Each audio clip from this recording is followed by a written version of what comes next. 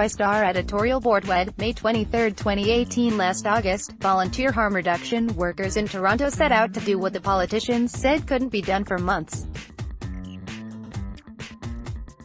They set up a supervised injection site in downtown Moss Park in response to the city's mounting overdose crisis.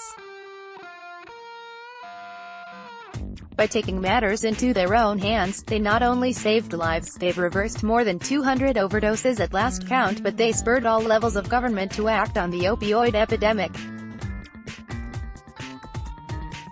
Ontario Progressive Conservative leader Doug Ford wants to close down supervised injection sites, Nathan Dennett, the Canadian Press. In fact, the latest figures suggest that opioid overdoses claimed the lives of more than 4,000 Canadians last year. Toronto has not escaped unscathed. In the 10 months from January to October 2017, there were 263 opioid overdose deaths in the city, sharply up from 186 in all of 2016. Compare that to the SARS epidemic of 2003, which killed 44. This is a fast-growing crisis and it should be high on the list of issues debated by Ontario's party leaders in the current election campaign. So far, though, it's not getting the attention it deserves, even though it will be among the most difficult problems to be faced by the next government, no matter who wins. The Liberals can at least claim to have taken the problem seriously while in office.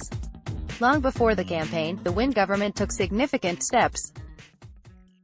It committed more than $222 million over 3 years to fight the overdose crisis, established an opioid emergency task force to coordinate the province's response, distributed free naloxone kits to police and fire departments, and got an exemption for temporary overdose prevention centers from Ottawa to make sure staff working at pop-up sites, such as Moss Park, would not be prosecuted. The government stopped short, though, of declaring the opioid crisis an official emergency. The New Democrats promised to stay on the harm reduction course blazed by the Liberals. Importantly, they promised to set up a dedicated ministry to deal with mental health and addictions, an approach similar to that taken by the NDP government in British Columbia, where the crisis is even more severe. The outlier in all this is Progressive Conservative leader Doug Ford. He outright admits he does not have a plan to deal with the crises.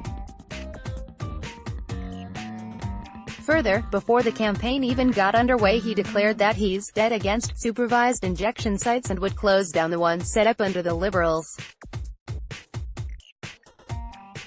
Why? Because he believes the focus should be on drug rehabilitation. "I believe in supporting people, getting them help," he said. A fine sentiment, but all available evidence suggests Ford's approach would be a disaster in the fight against street addiction and the opioid epidemic. Study after study has shown that supervised injection sites reduce the risk of overdose and needle-transmitted disease, and increase the likelihood that users will get the rehabilitative help they need. The simple truth is that in order to benefit from rehab programs, users must first of all be kept alive.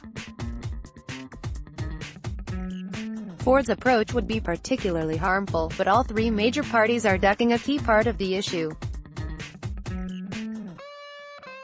None is addressing decriminalization of drug possession, called for by addiction experts around the world. Though that would be a federal responsibility, the next provincial government should be prepared to push Ottawa to act on it. As Toronto's medical officer of health drive, Eileen de Villa, wrote in a letter to the Star last week, the current criminalization of people who take drugs is contributing to this opioid crisis because it forces people into unsafe drug use practices and creates barriers to seeking help. The next government will have to take this epidemic more seriously. The leaders should be making that a priority. When it comes to expert advice, come to us. New NEWSLETTERADVICESIGN up.